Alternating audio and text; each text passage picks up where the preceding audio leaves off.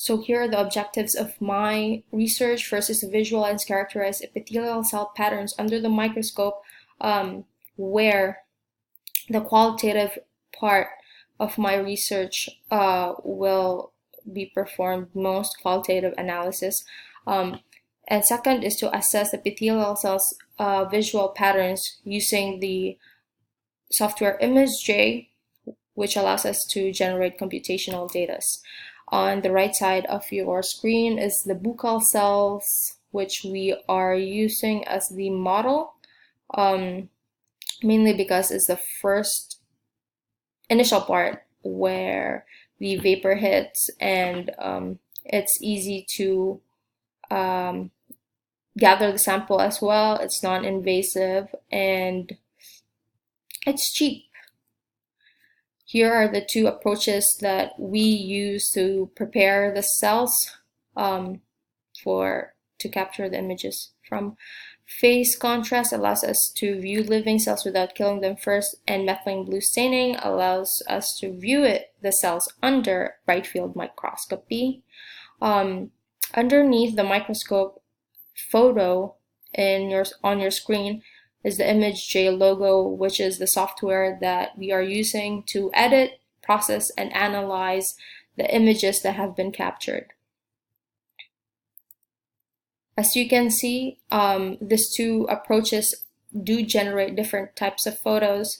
Phase contrast, it's very hard for, there's very little contrast in between the background and the cells themselves, so sometimes the computer has a very hard time figuring out which one's which. So it does require the user to manually edit the photos themselves, and more like teach the computer what to see.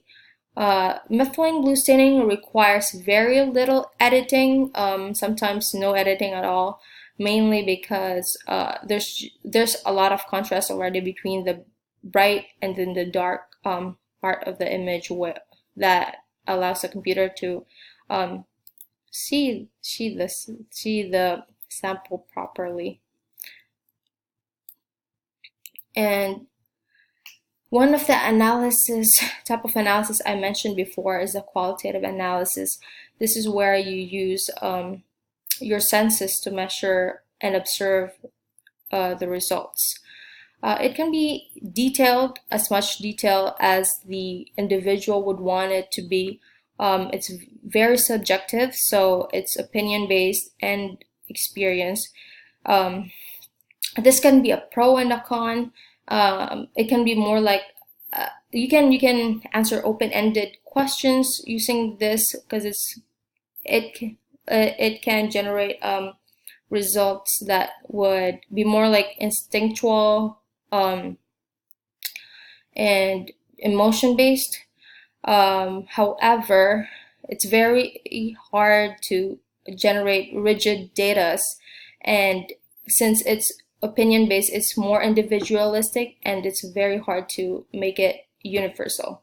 So we do have to have another type of analysis in order to get much more rigid and more trustworthy data.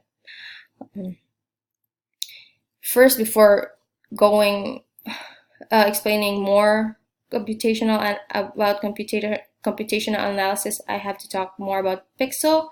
Pixel is the smallest portion of the image that the computer generates that it can read.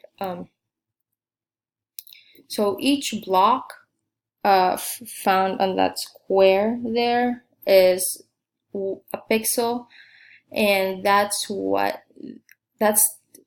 is what the computer is reading, depending on the scale that you give it, using this information right over here. Computational analysis is using computer software and algorithms to solve or generate data pretty much. It's much more metric based rather than in comparison to the qualitative one.